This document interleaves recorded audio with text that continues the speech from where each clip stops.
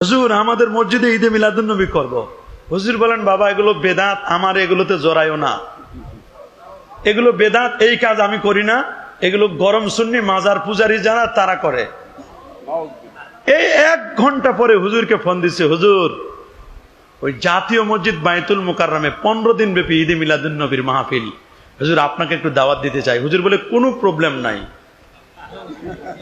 মাত্র 1 ঘন্টার ব্যবধানে আপনার মসজিদে নাজায়েজ সুইচ তখন অফ করা ছিল, আর যখন এটা জাতীয় মসজিদ বাইতুল মুকাররমে গেল সাথে সাথে সুইচ অন হয়ে গেল, কোনো সমস্যা নাই।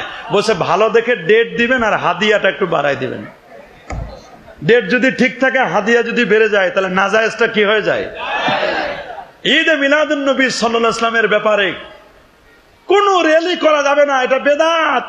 নবী করে নাই, সাহাবী করে নাই, তাবি করে নাই, তাবে তাবিন করে নাই, মাশাআল্লাহ আলহামদুলিল্লাহ। কিন্তু সিরাতুন নবীর ব্যাপারে মনে হয় সব সাহাবী করছে।